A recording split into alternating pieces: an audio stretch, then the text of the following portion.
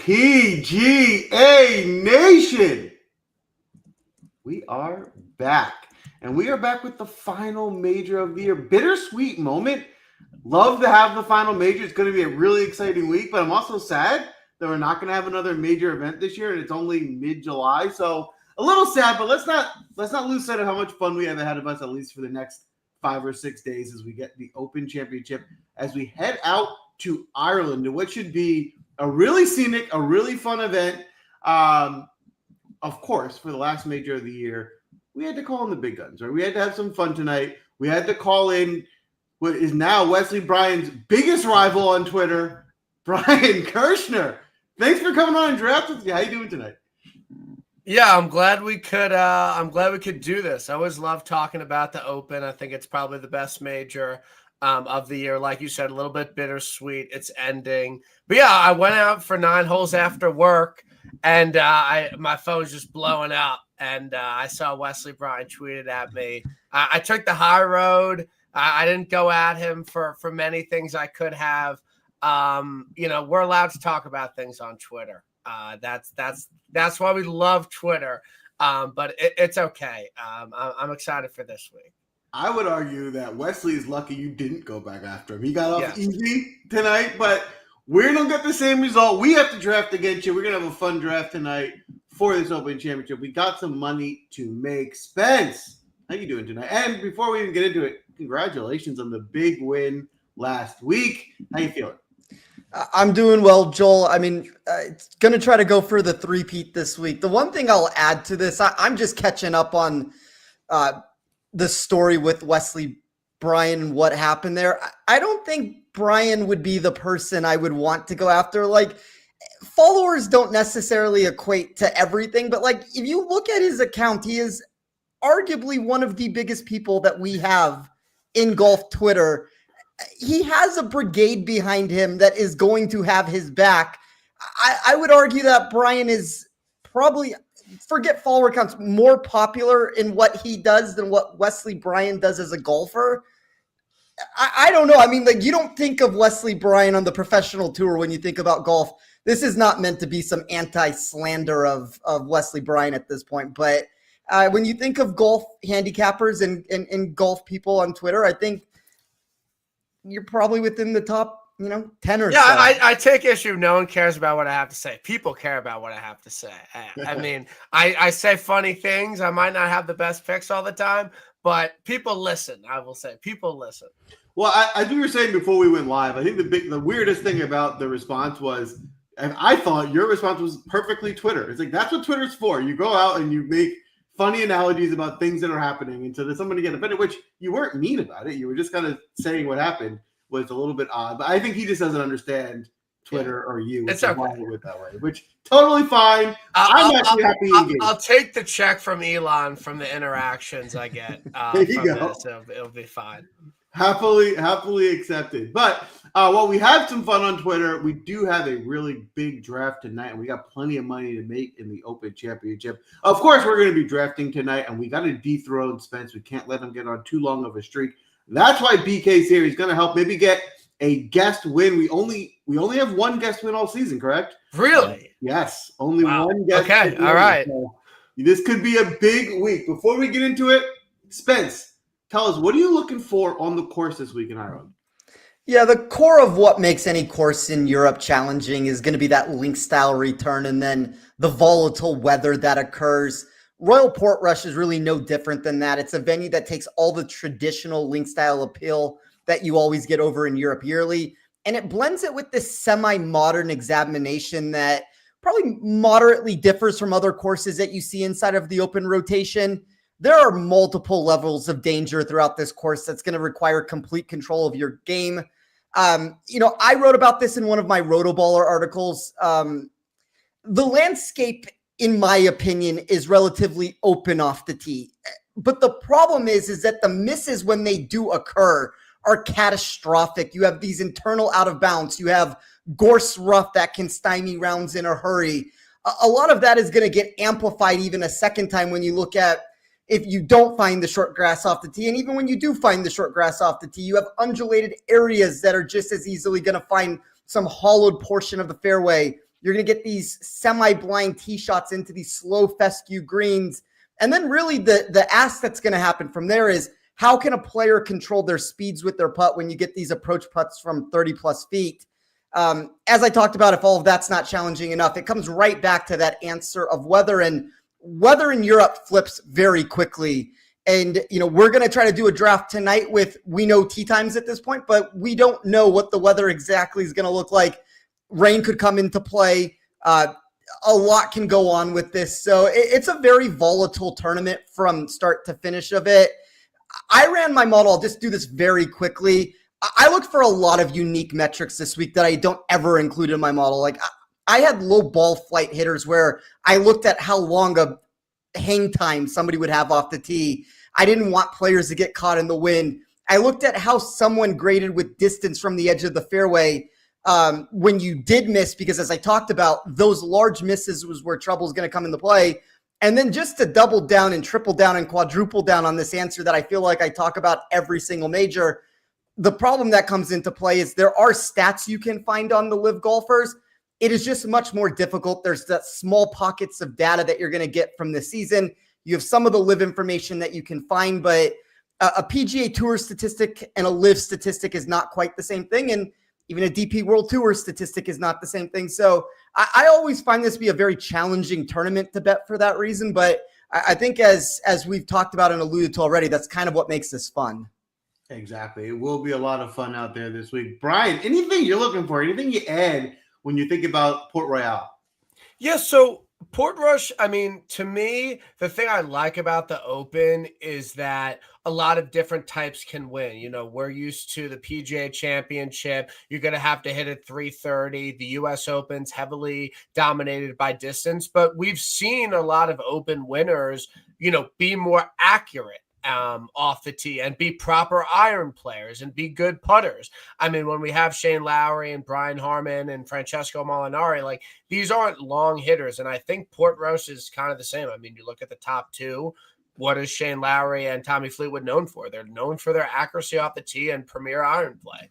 So that's why I love the Open. And I think it's going to be more of that this week. I don't think this is a course where people are going to be wailing on drivers or, trying to hit it as far as they possibly can and figure it out. I think you got to lay back a little bit off the tee. I don't think it's going to be too difficult. I think, Thursday looks pretty tough, but I think Friday, Saturday, Sunday, they're going to kind of get a couple birdies in. I think winner going to have to get to 14, 15, to be completely honest. But yeah, I'm just looking for really proper iron players and guys that can keep it in play off the tee.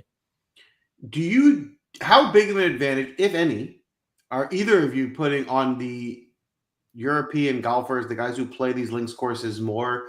Do you think that's a big edge, or are you guys just kind of going at who are the best ball strikers or the best guys that are playing right now? You want to take it first, Brian? No, you go. I mean, I think there's something to be said about golfers that understand the links appeal.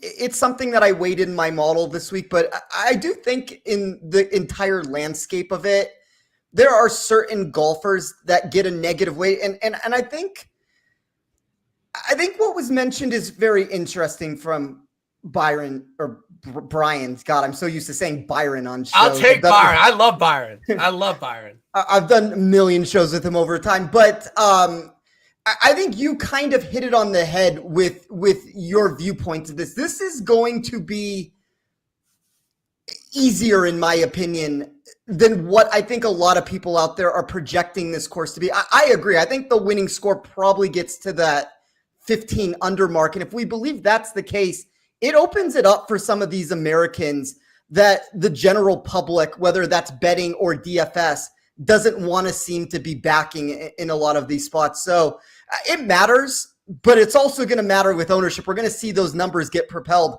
I'm kind of trying to find the contrarian route with it. Yeah, I mean, we literally just saw a 26-year-old kid from New Jersey win the Genesis Scottish Open. I didn't think that was possible. When you look at the past winners of the Scottish, they're all DP World Tour guys. So that's where it's kind of interesting. I mean, I do want to see you have some success in an Open, but, it's not the be-all, end-all. I'm betting on a decent amount of American guys this week. But, we'll see. But I do think that they're going to have a leg up, and you're kind of paying a European tax on your Bob Max, your Shane Lowry's, your Tommy Fleetwoods, your Terrell Hattons. Like, you're paying a price for them this week. Yeah, you're right. They're priced up. I think the pricing this week is super interesting. You have your super priced up Scotty and Rory, but some of the other pricing is so soft that you can easily play them, and it wouldn't be much of an issue because as you go down, there's plenty of value to be found. So that's what we'll suss out in the draft tonight. That's why we do it. If you're new to the show tonight, a quick explanation of how it works. We're going to do a 4-man draft. It works like your typical snake-style fantasy football draft.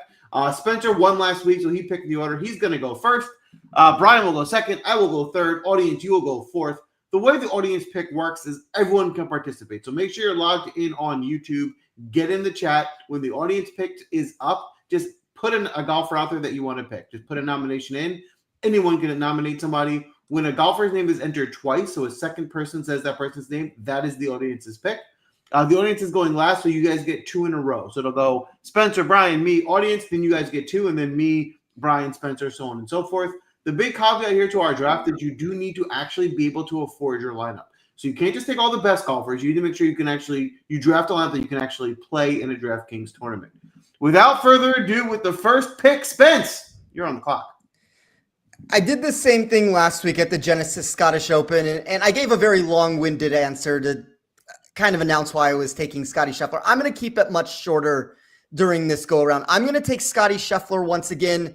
There is this public sentiment, like I've talked about with some of these Americans, and this is a little bit different than player X that we want to talk about that's a little bit further down the board. But still, at the end of the day, there are people that do not believe Scotty Scheffler is as good on link-style golf as what you get over in America. And it's one of the reasons why I see 27, 28% versus some of the 40% numbers. The other argument to that is you look at the price tag of what you've gotten from him this week. This is not the days where you could get Scotty Scheffler in a major championship at $12,000. He's now going to be $14,200.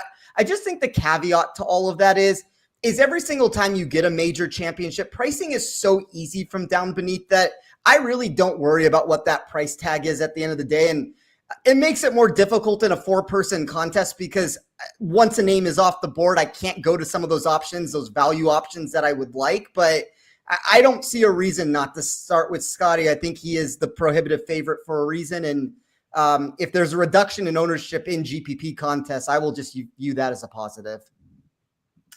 Yeah, I guess it's hard not to like Scotty Scheffler in a golf tournament. So I see you on that one. I actually like Scotty Scheffler. If I had the first pick, that's probably where I would start. Mainly because, like what I said earlier, I think the pricing is soft enough where you can afford him at $1,400 and still have a pretty competitive lineup. Brian, with the second pick, you're up. I'm happy. I'm happy that I got my guy. I think Scott is a little overpriced this week. I agree that there's a lot more viable options in the 7K range that you kind of build with, but I'm going to happily go with Rahm here. I really like that he contended at the last 2 majors.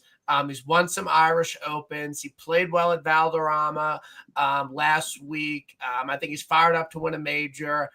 He has that, kind of distance and accuracy. I think that it's easier to get some of those 9K guys building with him. So I'm happy to take Rahm with the second pick here. All right. Jon Rahm off the board. Spence, is Jon Rahm on your radar this week? I think when we're talking about the big 3 golfers, I will still say I think Scotty's the best play, which is why I took him at the 101. But I think we're nitpicking ever so slightly between Rahm and Rory, where I think BK is correct with this, is that he is arguably, when you look at the price tag differences, one of the best values on the board. If I did not start with Scotty and I had the 102, I also would have taken Rahm over Rory. So I like the pick. I think that it makes it for a very easy build across the board for him moving forward. All right. There you have it. Well, I am not going to make the mistake that you both made, and I am not going to pass up on Rory McIlroy with the third pick here. Listen, one of the things, there's a few reasons why I really like Rory this week. One, obviously, he's one of the best golfers in the world, so that's the easy one. The few factors is, if you look last week, he gained almost what did he get? 2 strokes putting, 3 strokes putting, and Rory's not known to be a great putter. If he's found something with that putter this week, the driver's going to be there. The ball striking is there. If he's going to be a hot putter, I think Rory's going to be able to contend for sure. And let's not forget, I don't know if it's a positive or a negative that it's in Ireland. That I can see a lot of that being a negative for him. But it almost feels like it's one of those like magical seasons for Rory, right? He finally got the Grand Slam. He won the Masters. It feels like he comes back home to the Open. It could be another spot for him to rebound. I would have felt worse about Rory if he won last week, right? I think it would have been hard for him to kind of carry that hangover over to this week. But the fact that he didn't win, it was kind of like a forgettable Sunday, I think has him motivated to rebound this week and have a really strong showing. So I think Rory has a really strong week this week. I think he has I think he could win, obviously, but I think at least the top 10 is certainly in the cards. Audience, you are on the clock. A lot of nominations already coming in. We need a few more to get double to lock those picks in. I think I saw Zach. I think it's Xander. Xander is definitely locked. I think we need to get one more too. Zach Jeffers, if you're up for it, I will anoint you back in your captain seat. I know you've been out for a while. If you want to take the captain's chair back to run the audience draft, please do so. If you don't, if anyone else wants to volunteer, by all means. But it looks like Xander is in. While we wait for that second pick to lock, Brian, we'll go back to you. Is Xander on your radar this week? I like Xander. I don't think he's winning this week. The irons were great, but the driver's been off this year.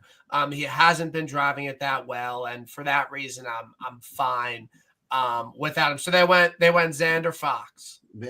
Fox is interesting. I like Foxy. Yeah. I'm with you. I like Foxy a lot, and I wasn't expecting him to go this early. I actually thought he'd be around, but I think it's a wise pick here by the audience. I would like to hear from you on this one, Spence. Are you going to be playing Ryan Fox this week? There's always the link style appeal that you get with Ryan Fox. I don't know if I'm as aggressively bullish as everybody else seems to be on him. He's a fringe top 30 golfer in my model, which for the price tag at 7,100, I think makes some sense. And some of the safety numbers that I had in my sheet also liked him, but I'd like to see where that ownership ends up landing. I see 10% right now, which is certainly within the range of possibilities to be considering him, but there are a lot of options kind of priced around him in that range that I would probably rather get to. And as we always talk about, Joel, you can't play everybody and you kind of have to make decisions. And while he hasn't been ruled out yet, and I do think the audience is correct, if there is the perceived weather edge that is being had, it clearly boosts him up in playability. I would just be cautious and cognizant that can change very quickly at this moment. I'm scared about the weather edge. The tee times came out this morning. I had my notebook and I wrote down everyone is PM AM. So we got to wait for the super forecast to come out tomorrow morning. I personally, just my thoughts on it, I think Thursday is going to be tough for everybody. High winds all day, and it kind of comes down a little bit in the afternoon, so those guys going off really late. But it does seem that there might be a slight edge on Friday for people going out in the afternoon. I'm hoping it's not that much of a big deal. So let's say the weather comes out tomorrow, and it looks like there's a pretty solid edge for those Friday afternoon guys. How much will that change your player pool? How much will you then say, okay, I really want to only focus on them, or will you still play some guys on the shitty side of the wave? I would go pretty 50-50. I don't think, from what I'm seeing, it's going to be that crazy. Maybe 0.3, 0.4 strokes, which I could live with. But I want people from both sides. I absolutely would not go all PM, AM, or AM, PM more than like 65, 70%. I would want it more in that 50-50 kind of range. I'm with you on that. I don't want to overdo it. I'll have to maybe lean an extra golfer or two, but that would be it for me. How about you, Spence? Yeah, like BK just said, I mean, I'm looking at data golf right now, not that they're like the Bible to this answer, but 0.27 strokes of an advantage. It doesn't really feel like it's worth it to be pushing all your chips in the middle on one of the waves there. Oh, all right. There you have it. Well, as I was saying earlier, with my second pick, I mentioned before, I think there's plenty of value to be found in this tournament in the DraftKings, and I'm going to start with my first value pick off the board. I probably don't need to take him here because I think he'll probably would have gotten back to me, but I really like Harris English this week. I think Harris English. He's your winner. He's your winner. There he is. I like Harris English. I mean, he really was striking the ball well last week. We know he's going to be a great putter. He can get out. He's also performed really well in majors this year. To get him at 6,400, like I think Harris English in my book is every bit as good as a lot of these guys. Most of the guys in the 7K range, I could have even put him in the low 8K range and would have been okay with that price. So I think he's super underpriced. You get a great value, and it really allows you to get a lot of flexibility with the rest of my draft. So I know, Brian, it sounds like you like Harris. Love Harris this week. I think he's your Harmon. of 2023. I love that. Harmon actually was in a lineup of mine that made me $100,000 in 2023. So that sounds great. You'll take it. Yeah. How about you? Are you on there, Harris English this week? See, that's kind of what I was talking about with the Ryan Fox situation. Like, to me, English and Fox are a 50-50 proposition if you remove price tag from the mix. All of a sudden, if you tell me I can save, what is that, $700 on Harris English, I think Harris English is, I agree with both of you, probably one of the better values that you could find on this board. A little disappointed. I guess it doesn't sound like he was even going to get back to me. So I think if we all had a pick coming up, Harris English probably would have been the name that would have very likely come off the board. I guess maybe he's more popular than I thought. Before we move off this, what's the ownership percentage you see for him? I have 9% right now. That doesn't scare me. That's what Harmon was at the Open. I just made that up, but still. Point stands. Point well taken. All right, Brian. Well, you got Rahm. You got your second pick. We're rolling with the live guys this week. Lord, Tyrrell, Hatton. Love that he contended at the U.S. Open. I really like to look at guys. Other than Spawn, usually guys have a couple good major finishes before they pop one off. Hatton's playing some really good golf. Again, proper iron player. He could get hot with the putter. He's accurate off the tee. A little disappointing last week at Valley, but I'm not going to put too much past that. I think Hatton will be pretty popular, I guess, maybe, possibly. But yeah, I like Hatton a lot this week, so I'm happy to have him with my second guy in. Tyrrell Hatton off the board. Pretty affordable at only $8,900, getting him under 9K. I'm seeing about 17% ownership, which a little high, but not crazy. Spence, what about you on Tyrrell Hatton this week? BK's taken what it feels like I do during most of these major championships lately, where it just starts live. It's usually Rahm and mix one of the names in there. It's usually Neiman for me. That's the second name that comes into my list, but I don't have a ton of appeal outside of Rahm and Hatton. I think those are the two super intriguing names to consider that have tons of win equity this week. So I like the start of this build. If you're going to go with that live route, those are definitely the two guys I like doing it with. Ooh, I love it. All right, Spence, you got two here. You got Scotty Scheffler. Where are you going to your next two? So I'm very happy that this guy fell back to me. I feel like this is the best value on the board. I wrote about this on Monday. I'm going to take Maverick McNeely at 6,100. I've given this answer what feels like every single major championship about one of these golfers when this pick ends up getting made of a guy that has no major championship success. But I only think that only tells part of the story at the end of the day. Like, yes, names like Wyndham Clark and JJ Spawn did it at the US Open.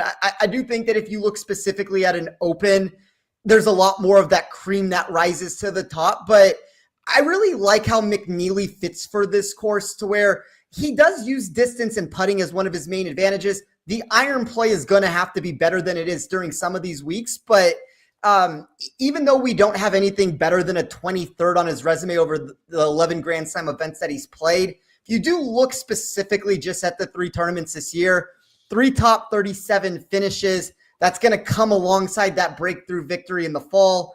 And then there's been a few additional close calls to where, if you look at the California time, and I understand California is not Europe, but McNeely is this California native that always dominates on these tricky, bumpy POA greens. Fescue has that same bumpy nature to it. And if you think Pebble Beach specifically, to me, that's Americanized links golf. So while we can't necessarily point towards Europe and say, well, McNeely has all this success that he's found, he did produce a top 25 last week. You also have that Americanized links success that he has. I think when you throw him next to water, he has said it himself. He has more upside. So I will take Maverick McNeely here to open up some of my salary. And then I will stay in that $7,000 range and go with Adam Scott at 7,300. I think Scott's just a super flat, easy person to fit into any lineup that you want. And there are a lot of these names that everybody's trying to throw out there of these 35, 36 to like 45-year-old golfers that everybody's trying to back. And I feel like Scott is probably the best of most of those names if you exclude some of those like 35-year-olds, which I have one specifically in mind. That's why I guess I'm limiting that comment to not contradict myself later. But I just think that this is a golfer that we saw it at the US Open. He feels like he's trending once again. Had a great round on Sunday at the Genesis Scottish Open. Really like how he fits this course. Yeah, I mean, he definitely looked good last week. He definitely seems to be trending. Feels like he rises in some of these bigger events. So I can definitely get behind that pick. Brian, would love to get your take on the turn. Will you be playing McNeely or Adam Scott this week? I like Mav. I played Mav a ton this year. It just feels like another week. I don't want to hop off. I do think he's due for a really solid finish in a major. Agree with Spencer wholeheartedly. Iron play has to be a little bit better, but he's been kind of balanced the last couple of weeks. He's been kind of doing everything well, and I think that will bode well here. I like Mav this week. All right, there you go. Mav is endorsed. All right, Brian, you got Rahm and Hatton, 7,600 average per pick left. Where are you going with your third? I could probably get somebody a little bit better, but this guy's having an unbelievable year. Again, like I talked about, had a good major finish this year. I think that's very important.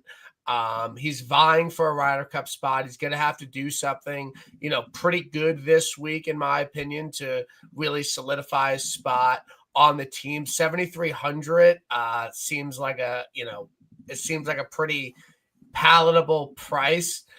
Given who's around, I'm going to go Ben Griffin, 7,300. He's a more relaxed guy. I want to balance out my team. We have two pretty hot heads with Rahm and Hatton. Ben's a chill dude. He could balance out this team pretty decent.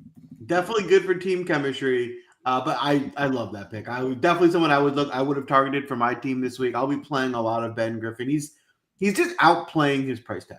I would say he's a tier above where they're still pricing him as well as he's played this week. Don't get too down on what the last miscut that he had, which, I think you can look past that. I think his form has just been so good at 7,300. There's plenty of upside with Ben Griffin. Spence, how about you? Is Ben Griffin in your player pool this week? I think if we backtrack this and remove the John Deere from his resume and you put him at $7,300, I feel like his ownership, I understand he's had no Open Championship success. I've given all the reasons for Maverick why that doesn't really matter. I really think this ownership with Ben Griffin would have been, I don't even know what we would have reached. We'd probably be at 18 to 25% in reality. So I only see 8% right now. People don't want to be going back to him, it feels like. I think he's a great play this week. Boom. All right. Off the board. I'm up here with my third. I want to take another guy, which, it's even strange to call him a value pick, but he's really starting to play some really strong golf, and that's Viktor Hovland. And I'm surprised he's priced so low at 8,300. I thought he would have been probably at least in the 9K range. To get him in the low 8K range was pretty surprising to me. The ownership, is high, but I thought, I'm seeing 15%. There's a lot of guys that are even higher than that. So I'll happily play him at that 15% number. And if you take a deeper dive into what that looks like, he was 11th last week at the Genesis. At the US Open, he got third. He gained 8 strokes on approach, and he lost strokes putting. So if he can gain some strokes putting, he's typically a pretty good putter, and he's striking the ball as well as he's been recently. I think there's plenty of upside here with Viktor Hovland. So I'm going to take Hovland off the board. Audience, you're on the clock, and it looks like there are plenty of nominations in. It looks like there's going to be a steal here for me. I'm going to have to do some changing up. So we need to get those picks finalized. I'm not sure if Zach is actually sitting in the captain seat or not. If not, it's got to be Russ. It looks like Russ, and it looks like, is it Fitz or Fleetwood? I think it's Fitz. Or it could be Straka. So, Courtney, thank you for stepping up in the captain seat for team audience. Courtney, I'll give you the C captain for team audience tonight. You'll take it over because I don't think Zach is in the captain's chair tonight. Henley and Fitzpatrick locked in. Both guys I was considering with my next pick. So I like both picks. Henley has been great all year. I thought Henley should have been at least in the 8K range. I thought he was underpriced. Let's hear from you, Brian. Are you playing Fitzpatrick or Henley this week? I like Fitz. I was on Fitz last week. He had a good chance to win. I think he's probably on the Ryder Cup team at this moment. Doesn't have the best open resume, which is a bit surprising to be completely honest, but he's playing some really good golf. He could get really hot with the putter. He's a proper iron player. I like Fitz this week. It feels like Fitz is back, right? As long as we've been waiting for when is Fitz going to show up again? Where is Fitz? Well, over the last 2 tournaments, he gave you 2 top 10s. He gave you a top 20 at the Travelers. It really feels like he's heading in that direction. And they're starting to correct his pricing, but not all the way. I think he's still a value, obviously, here in the 7K range. How about you, Spence? Are Fitzpatrick and Henley on your radar? I'm going to say that Russell Henley is this year's Brian Harman. That is the golfer I was talking about of that 30. I don't know what Henley actually is, but that 35-year-old plus golfer that you could make the argument is a legitimate top 10 player in the world and probably the best 35-plus-year-old golfer as I'm trying to go through all the names right now in my head. But I just think that what he brings that Harman never brought to the table is he has much better iron play. And if he can use that accuracy off the tee, like I talked about it during the course breakdown, you want these fairway finding merchants, these guys that aren't going to miss super wide one way or another. And he's number one in my model when it comes to the small misses that he has off the tee. And when you add that to his lower ball flight than average, the good proximity numbers, he has great scrambling totals, the putter's adequate. There is a lot to really like about him. I'm surprised, if I'm being honest, that he lasted all the way to the 304 there. I really thought he would have been potentially like a first round pick. All right. Well, there you have it. Off the board and pick is endorsed. All right. I know what I mean. I have to change my draft because I needed to fit one of those 2 guys as one of my picks. So I'm actually changing the whole look of my squad here. But for now, I'm going to go super value again. I'm going to go with a guy who I've been drafting a lot recently. I had him on my team last week. He looked really good last week, and that's Harry Hall. He's another guy who I think probably has a little bit of an edge here on this Link-style courses, something he should be more used to. Getting him at 6,400, he's really cheap. You know he can get hot with that putter to get you a really good result. His ball striking has been really solid. He gave you a top 20 last week. He kind of looked like he could have won the tournament, right? He didn't have a great Sunday, but heading into Sunday, he looked like he might have won it. So I think Harry Hall has a lot of upside this week in the 6K range. So it allows me plenty of flexibility to go up and get whoever I want with my last 2 picks. With that being said, Spencer, I'd love to hear from you. Will you be playing Harry Hall this week? I feel like you seem to beat me to him in a lot of these spots. That's was somebody I was considering. We feel like we just go back and forth of giving all the praise to Harry Hall. Probably the price tag wise, you could make an argument. And I know I've said this about a handful of players, which is maybe just a testament to what the draft has done so far. Maybe it's a testament to what I talked about at the beginning. If they're just being overall weaker pricing across the board, I think this is one of the better value picks on the slate this week. Boom. I love that. How about you, Brian? Are you into Harry Hall this week? Yeah, I like Harry. I think he got a little bit wayward off the tee, but he's playing great golf. I keep bringing up the Ryder Cup. I think he should be on the team, given how he's playing. I think he's a very solid player, and he's having a great year. Boom. All right. Harry Hall off the board.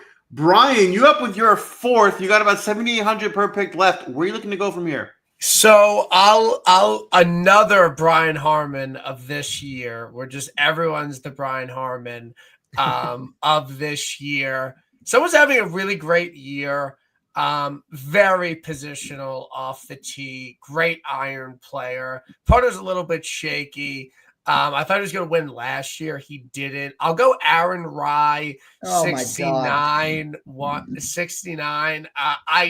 I love Aaron Rye this week. I'm betting him. I think he's going to make some noise here. Data Golf likes him. I know they always do, but I like Rye at 69, to be honest. Oh, Aaron Rye off the board. Spence, you made a noise. You said, oh, God. Tell us, what are your thoughts on Aaron Rye this week? That was honestly the Harry Hall, Aaron Rye back-to-back picks there was about as bad as that could have gone because I was going to take Aaron Rye. That was the name I was going to take. Harry Hall was the backup plan to it. For them to both be gone, I am kind of floored right now. I have one matchup, and unfortunately the number got a little bit nuked on Monday, but I have Aaron Rye against Rasmus Højgaard in a matchup. All the reasons that BK talked about. This is somebody who finds a ton of fairways. I think there's a ton of hidden upside that he has. Data Golf likes him every single week. They're a little hit and miss with him, but I am fully on board with this selection at this tournament, at this sort of a venue. That's very disappointing for what I had planned. All right. Well, I'm sorry to disappoint you. I know you're scrambling a little bit here. Do you have your picks set up or you need me to kill some time for you? Can you give me like 20 seconds? I can find you 20 seconds. BK, I got a question for you. While Spencer needs to fix his draft and figure out who he's taking, I would love to hear from you. When going to an Open Championship like this in a major, how much do you weight, at least this week, success at a previous Open Championship? Is that something that you need to see someone has done it before? Is it more just current form, or is it somewhere in between? Yeah, I think it's somewhere in between. There was a trend for a while that guys who won the Open didn't finish better than 30th in the Open the year prior. That ended with Harman, and I'm not sure what Xander did that year. But I don't know. It's such a volatile event. I want to see one or two, but I'm not going to kill you if you've never played well at an Open. I know it's a different event. We do have to remember that JJ Spawn won the U.S. Open a month ago with best finish in a major being like T30. So that's kind of where, you get caught up in that all the time, and something like JJ happens. So I'm okay if you haven't had the greatest major history. Do you think you could see a first-time major winner this week? Yes, Harris English. Boom! All right, I love that. That is the bet of the week. All right, Spence, your time is up. You got two here. Where are you going? I mean, somehow that didn't help me whatsoever. I'm going to start with what I did last week again. So I started with Scotty Scheffler, and I gave this whole spiel that everybody inside the chat hated when I took Justin Thomas. I am going to take Justin Thomas once again in this spot. And one of the things with Thomas, and it's kind of what I was talking about at the beginning of the show, is there is this, and I'm filibustering right now, by the way, trying to figure out what my next pick is going to be. That's kind of where I'm trying to figure out where to go here. But there are multiple things that take Thomas out of contention. To me, it's not anything to do with Europe. Really what the problem is it's courses that punish wayward drives, which I've talked about. That is what's going to make him boom or bust here. But I seem to think he has more problem when it's these full send, driver heavy, hit the ball as far as you can with danger that comes into play. Thomas is able to club down. We've seen it at TPC Sawgrass. We've seen it at some of these venues where he has this low stinger ball flight. If the off the tee game can be better than that like top 60-ish range of what he's producing recently, and you can actually get a realistic return from him where he's break even or better, I think he can top 10 this tournament. And that's exactly what we saw from him in 2019. So, everybody wants to talk here about how par 4 scoring matters, how creativity around the green matters. Thomas is the name that gets forgotten about when we have that conversation. So I really, really like him. I am going to take with my next pick after I got all of that out finally. I'm going to take Corey Connors at 7,200. I was deciding between Connors and Day. Connors had that wrist injury coming into last week, and 47th at the Scottish, nothing really necessarily to write home about, but any of the metrics inside of my sheet seem to be propelling him upwards. And, if we want to say Henley, and we'll just keep using this example of everybody is this year's Brian Harman, like I said it about Henley, there is some of that to be said about Corey Connors here. Maybe not the putter has some question marks, obviously, but really nice course fit for him. So I'll take Connors. I'll figure out what I'm going to do with this last pick, but not thrilled with BK taking Aaron Rye from me. That was a detrimental blow to this build. Boom. All right. Well, you got some solid picks there. Justin Thomas off the board. BK, I would love to get your take. Are you interested in I like JT. I like JT this week. I think he'll play well. Again, there's Mike Kim tweeted he's not going to put driver in the bag. I think that's a nice decision. I really don't think you need a ton of drivers this week. So yeah, I think JT's having a good year and he has the game to play well in an open. It hasn't really come into fruition, but yeah, I like JT this week. And what about Connors? Will you be playing him? I'm worried about the injury a little bit. Okay. Very fair. Well, Thomas and Connors are off the board. You got Rye. It was a nice strategic pick because if you waited to your next pick, Rye, you probably wouldn't have gotten him. About 8,200 per pick left. Where are you going with your fifth? Yeah, this is pretty easy. I see the chat doesn't want him. I don't want to take anybody from the chat or anything. I'm going more balanced build this week. I'm going to go Ludwig. He played well last week other than a couple holes. We're still waiting for that really good major finish. That's not in a Masters. That's kind of the big knock on him. But I think he is playing a lot better than he was kind of in that spring to early summer round. Leaves him with 7,400. That's more than enough, I think, to end it. So I'll go Luddy at 9,100. Ludwig, I like that pick. He started to look better last week. I think this could be a good fit for him. A 9,100. Could be even be underpriced there. So Ludwig off the board. How about you, Spencer? You playing Ludwig this week? Yeah, I kind of have a strong take on Oberg. The first two outright bets that I made were JT and Oberg, and BK talked about this. It's not going to be a forever answer that Oberg's going to be winless in major championships. The question that you have to ask yourself is, what is the venue where the first Grand Slam title comes from? Obviously, as he said, Augusta looks to be that place, back-to-back top 7 finishes at that course to start his career. But one of the things that I found when I was building my model, and you look at Royal Portrush, is that I think that there is enough birdie-making potential. It's kind of what we both mentioned of the winner gets to 14, 13, 15, 16, 17, somewhere in that range. So where, yes, there are these flaws that are going to come into his game when he's trying to navigate mistakes. But if the winning score is 15, 16 under, he has the skill set. Proximity from 200 plus yards, number 1 in my model. Second in my sheet for weighted off the tee performance for this course. I think that's the ultimate combination for him if he can salvage scores on some of those par 4 locations. The driver here can be an ultimate weapon, and that long iron play can give him a lot of looks. And if you want to just circle back to a putter and say, okay, well, maybe he can't make enough putts, the approach putting is phenomenal in my sheet. So I think that's where he maybe is able to salvage a score better than some people think he can.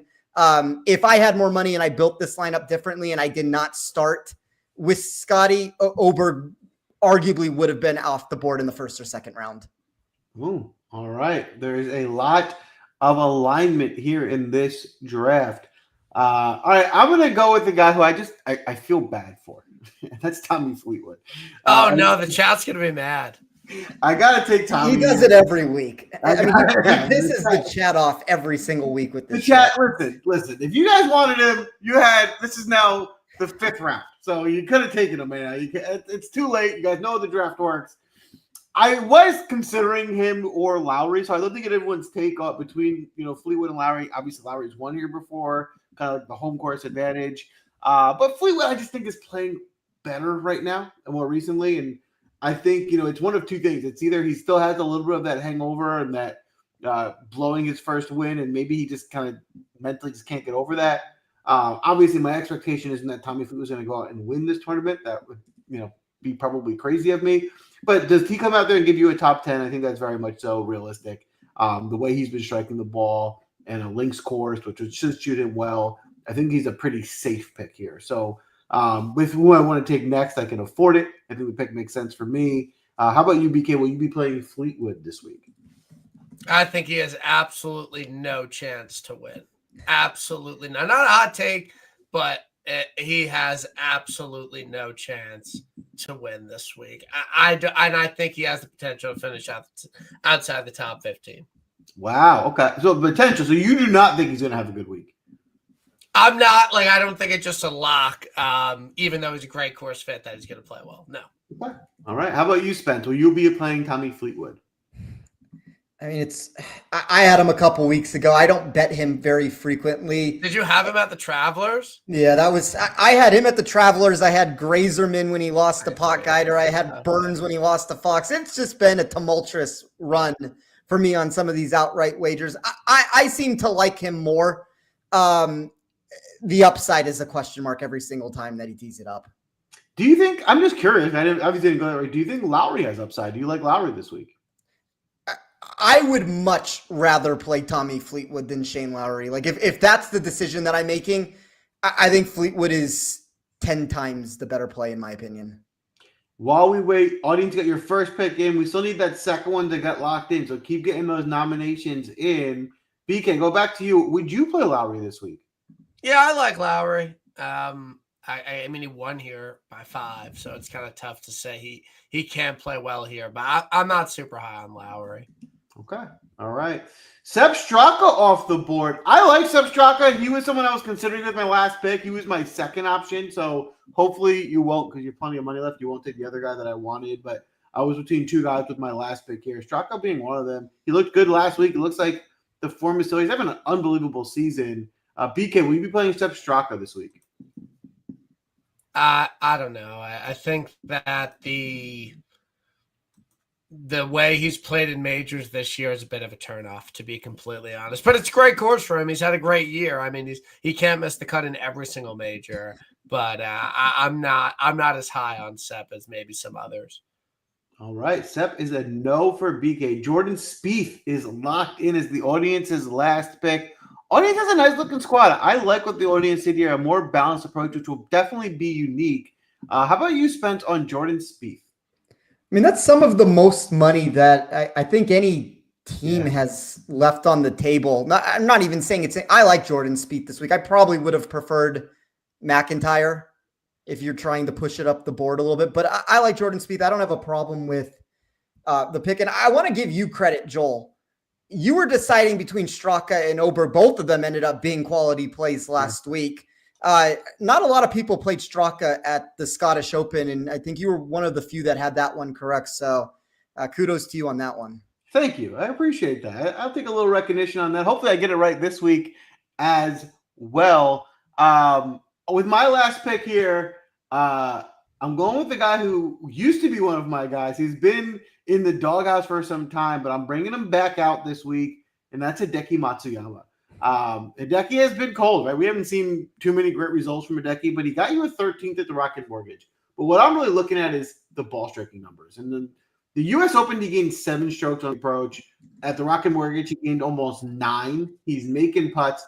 Obviously, the big question mark is his driver. That thing is a mess right now. It can hit the ball anywhere, which is going to be a problem this week. But maybe he clubs down, puts the driver away, like I think you said maybe Justin Thomas is planning to do. Keeps the ball in the fairway. And if that's the case, if he's striking the ball like he's been the last couple of weeks, you know what you can get when you get a vintage Hideki week. And we also know that Hideki can come out of nowhere and give you win a tournament, right? Even when he hasn't been playing his best golf. So I think Hideki Matsuyama is someone who has plenty of upside. You know, obviously it's a high risk, high reward. He can miss the cut, but and not too high ownership in the 7K range. I think it's a guy you can take a shot on. How about you, Spence? Is Hideki going to be in your player pool? When I tweeted out on Monday, when I talked about low ball flight hitters, the approach play, all the categories, I won't run through them all that I ran, but essentially what it looked for is an equal split of projected dispersion of scoring across the board for off the tee approach, around the green, putting. My model absolutely loved Hideki there, and that's not what I was expecting to see when I ran it. I've always made the argument with Hideki that when Hideki is $9,900 in a field like this, you don't want to back him because of the lack of upside that he typically brings in a lot of these spots. When you put him into the $7,000 range, it's a very similar argument that comes into play with Tony Finau.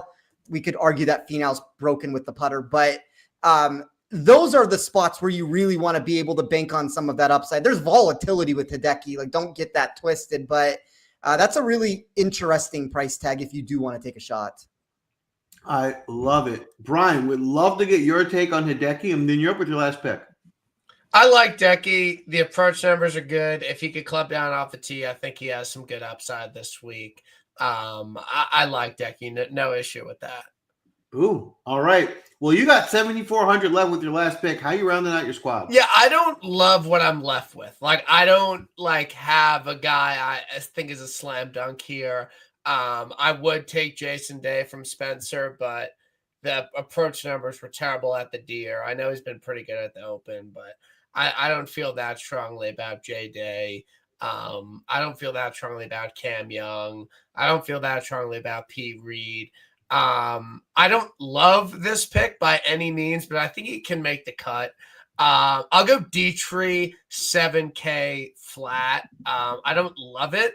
The form isn't unbelievable right now, but I think I'll make the cut. So as my last guy in, I'll go D 7K. Going for the safer pick with Dietrich. Spence, would love to get your take. Is Thomas Dietrich going to be on your player pool? I think BK hit it on the head. It's the safe route to go there. To me, Day is more of the boom or bust option, but I also come on every podcast, every major championship, and find a way to play him. So, I mean, that's not really saying much at this point. I'm actually probably, as I move us along here, I'm probably going to do the same sort of a answer to what just happened with Dietrich. So I'm not taking this. This is not my pick, Joel. I don't want this to be. Okay. I take Daniel Berger every fucking week. And every single week he burns me without question. Like, to the point where I can't look at another lineup where Daniel Berger is included on it. My model likes him.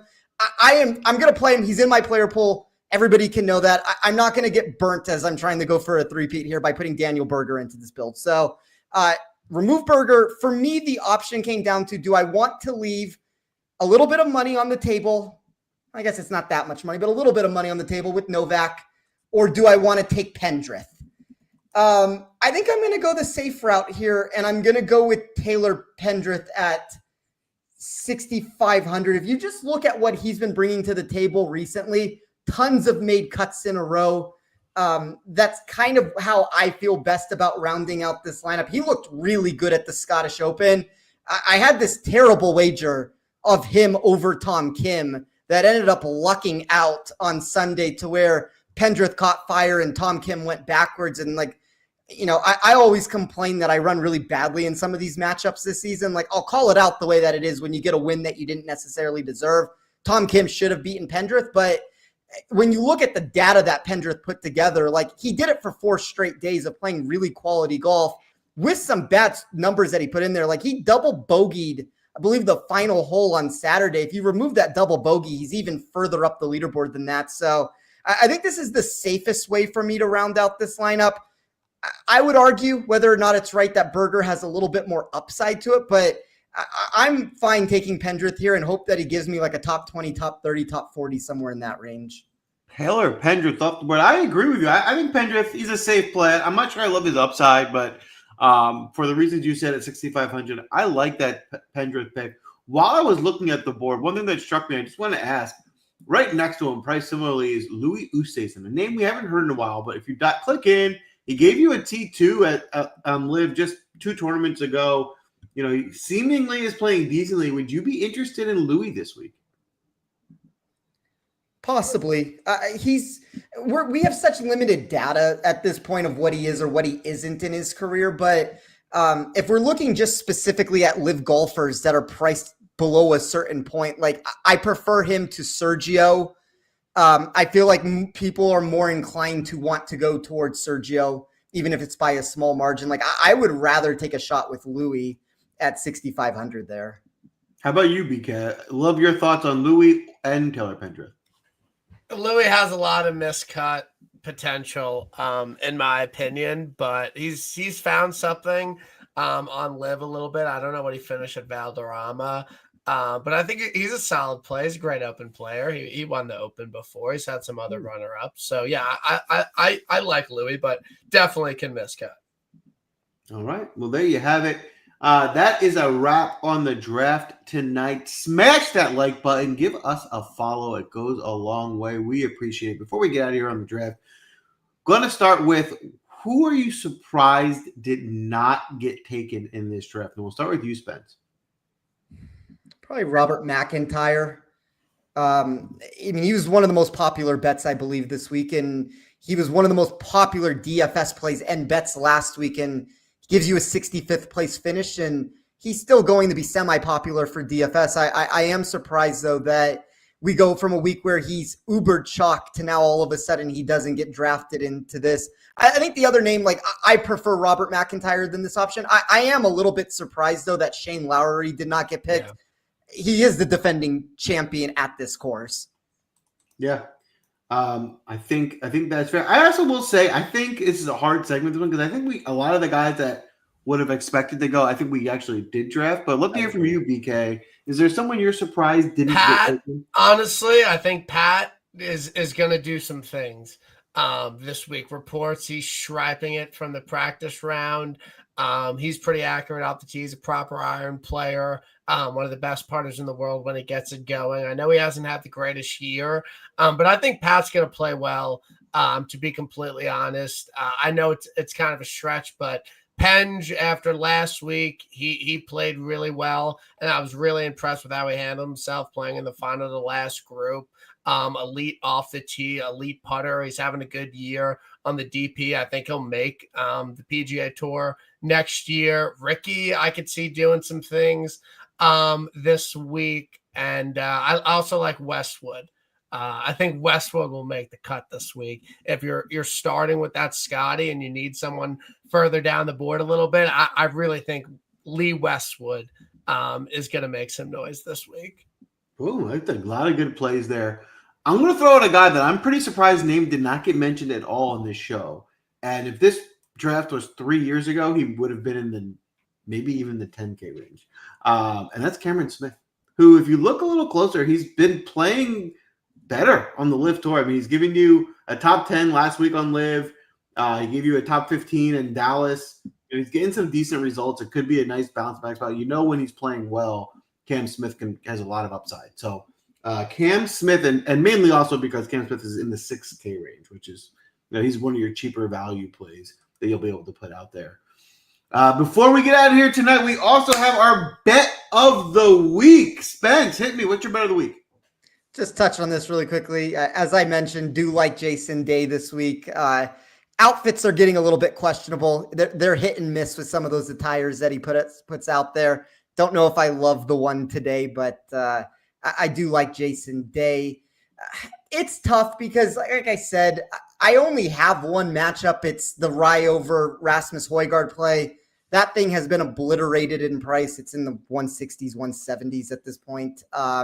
Still think there's a little bit of value. I had said into my Rotoballer Discord, I thought there was value up into the minus 185 range. So might still be a little meat left on that bone. But if I am placing an outright and I am shooting for the stars, it's Justin Thomas for me at 60-1. Ooh, all right. Justin Thomas, 60-1 for the bet of the week. That's a big number. I like it. How about you, BK? You have a bet of the week? Harry English is winning this week. I feel pretty good about it. I really think we're going to look back on that T2 at the PGA. So it was right in front of us. I mean, he's won a Tory, really good iron player. He can get hot with the putter. And this is kind of a narrative that makes no sense, but in these American Ryder Cup years, we see random guys win majors and find their way on the team. So we had Spawn. He wasn't going to be on the team. He wins the U.S. Open, and then he's on. And I think a similar thing can happen with Harry, where it happened in 23, where we had Wyndham Clark and Harmon win back-to-back majors after two great ones to start the year. So I'll go Harry 100-1, maybe get a top 5 each way on that as well. But I love Harry this week. I love that bet. I have one bet in so far for the tournament, and it's Harris English doing the tournament. So love it. I am with you on that. I love it. For me, I'm going to go with a little safer one. I'm going to go with the top 30 bet, and what I've been doing recently, I'm going to say Victor Hovland minus 105 to get you a top 30. I think he has upside, but I think he's also pretty safe the way he's striking the ball. Give me Victor Hovland for a top 30 at basically a pick 'em. That's a wrap for the draft. We appreciate your time. It should be the last major of the year, which we're super excited about, but also bittersweet that it's going to end. So let's go out there. Let's make some money. if you follow our show, you bet on golf, you already know BK. You know where to find him when you're following. But BK, we're super grateful for you coming on and drafting with us tonight. Great guest. Can you be only the second guest to actually win the draft? I feel good. I honestly feel good. Like, I genuinely think I have a good chance to win this week. I'm playing this lineup in my single entry 100%. Maybe swap out D3 or something. But I'm happy with my lineup, to be completely honest. Well, audience, you let us know who you think is going to win. Spence will post these lineups on X. You guys give us a vote who you think is going to win. Of course, we will crown a champion when the tournament's over. We'll come back next week and we will do it all over again. Can BK be just the second guest king of the draft? Before we get you out of here, BK, please tell everyone, where else can they find you this week? Yeah, if you want, you can follow me on Twitter, on X, Brian Kirschner _ tapping birdies out with Andy. It was a great show. Talked a lot about a lot of different golfers, talked about how the course is going to play. I enjoyed that. So I appreciate you guys having me on. It was a fun night. It was a fun draft. I think every team's pretty solid. So I'm excited to see how these teams shake out. Yes, it was fun. How about you, Spence? What did we forget tonight? I would double down on that. I would make the argument that these 4 lineups are better than we get as an average on most weeks. And it's going to be a competitive week, I think, from start to finish. I also will double down on what I said at the beginning of the show. I do think BK's star power in our world is more than Wesley Bryan's. Not to beat down on him, but it is what it is at this point. Well, BK, we're rooting for you against Wesley Bryan. That's the showdown that's to be had. But it was a lot of fun tonight. Thanks for coming on, and that's a wrap. So good luck this week. We'll see you next week.